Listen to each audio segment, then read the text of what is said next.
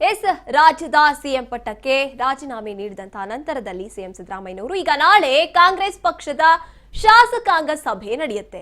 ಇನ್ನು ಮುಂದಿನ ಸಿಎಂ ಯಾರು, ಡಿಸಿಎಂ ಆಯ್ಕೆ ವಿಚಾರದಲ್ಲಾಗಿರಬಹುದು, ಸಚಿವ ಸಂಪುಟ ಪುನರ್ರಚನೆ ವಿಚಾರಕ್ಕಾಗಿರಬಹುದು, ನಾಳೆ ಕಾಂಗ್ರೆಸ್ ಪಕ್ಷದ ಶಾಸಕಾಂಗ ಸಭೆ ನಡೀತಾ ಇದೆ. ಶಾಸಕಾಂಗ ಪಕ್ಷದ ಸಭೆಯಲ್ಲಿ ಸಿಎಲ್ಪಿ ಲೀಡರ್ ಆಯ್ಕೆ ವಿಚಾರವಾಗಿ ಸಿಎಲ್ಪಿ ಸಭೆ ಬಳಿಕ ನೂತನ ಸಿಎಂ ಹೆಸರನ್ನ ಘೋಷಣೆ ಮಾಡುವಂತ ಚಾನ್ಸಸ್ ಕೂಡ ಇದೆ.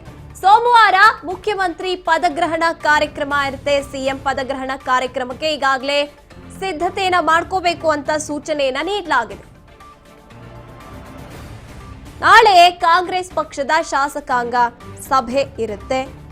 ಇಬ್ಬರು ನಾಯಕರುಗಳು ಕೂಡ ದೆಹಲಿಗೆ ತಲುಪಿರುವಂಥದ್ದು. ಇನ್ನು ಅಲ್ಲಿ ಹೈಕಮಾಂಡ್ ನಾಯಕರೊಂದಿಗೆ ಸಿಎಂ ಸಿದ್ದರಾಮಯ್ಯನವರು ತಮ್ಮ ಇಷ್ಟು ದಿನದ ಅಧಿಕಾರಾವಧಿಯಲ್ಲಿ ಹೈಕಮಾಂಡ್ ಒಂದು ರೀತಿಯಾಗಿ ಎಷ್ಟರ ಮಟ್ಟಿಗೆ ಸಪೋರ್ಟಿವ್ ಆಗಿದ್ರು ಅದಕ್ಕೆ ಕೃತಜ್ಞತೆಗಳನ್ನ ಸಲ್ಲಿಸ್ತಾರೆ. ಜೊತೆಗೆ ಡಿಸಿಎಂ ಡಿಕೆ ಶಿವಕುಮಾರ್ ಅವರನ್ನ ಕೂಡ ಆಹ್ವಾನಿಸಿರುವಂಥದ್ದು.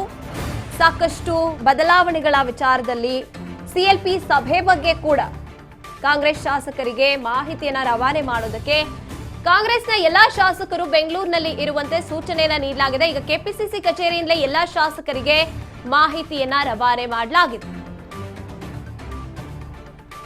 ಸಿಎಲ್ಪಿ ಸಭೆ ಬಗ್ಗೆ ಕಾಂಗ್ರೆಸ್ ಶಾಸಕರಿಗೆ ಮಾಹಿತಿಯನ್ನ ರವಾನೆ ಮಾಡಲಾಗಿದೆ.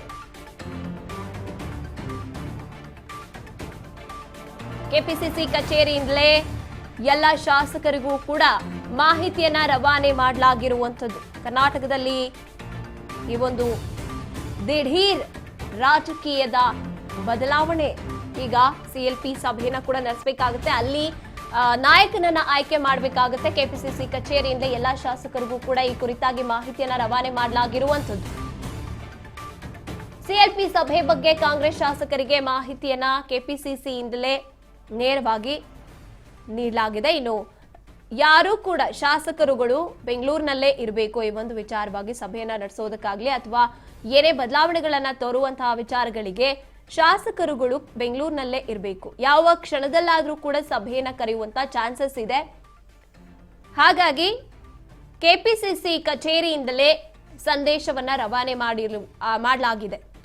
ಇನ್ನು ಸಿಎಲ್ಪಿ ಕಾರ್ಯದರ್ಶಿ ಆಗನೇ ಶಾಸಕ ಅಲ್ಲಮಪ್ರಭು ಪಾಟೀಲ್ ಅವರು ಮಾಧ್ಯಮಗಳಿಗೆ ಇನ್ನೂ ಕೂಡ ಸ್ಪಷ್ಟನೆಯನ್ನು ನೀಡಿದ್ದಾರೆ. ಇದುವರೆಗೆ ಸಿಎಲ್ಪಿ ಸಭೆ ಕರೆಯುವಂತೆ ಯಾವುದೇ ಅಧಿಕೃತ ಸೂಚನೆ ಬಂದಿಲ್ಲ ಅಂತ ಅವ್ರು ಹೇಳಿದ್ರು. ಆದ್ರೆ ಯಾವ ಕ್ಷಣದಲ್ಲಿ ಬೇಕಾದ್ರೂ ಸಭೆ ಕರಿಬಹುದು.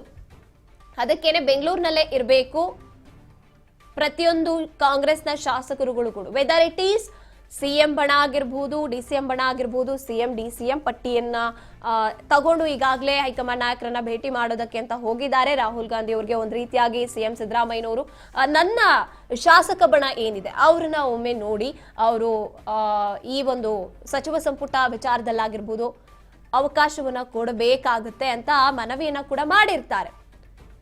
ಆಲ್ಮೋಸ್ಟ್ ಚಾನ್ಸಸ್ ಇದೆ ರಾಹುಲ್ ಗಾಂಧಿ ಅವರು ಸಿಎಂ ಬಣದ ಶಾಸಕರುಗಳಿಗೆ ಅವಕಾಶವನ್ನ ಕಲ್ಪಿಸಿಕೊಡುವಂತ ಚಾನ್ಸಸ್ ಇರುವಂತದ್ದು. ಅಲ್ಲಿ ಡಾಕ್ಟರ್ ಜಿ ಪರಮೇಶ್ವರ್ ಅವರಿದ್ದಾರೆ, ಮಹದೇವಪ್ಪ ಅವರಿದ್ದಾರೆ.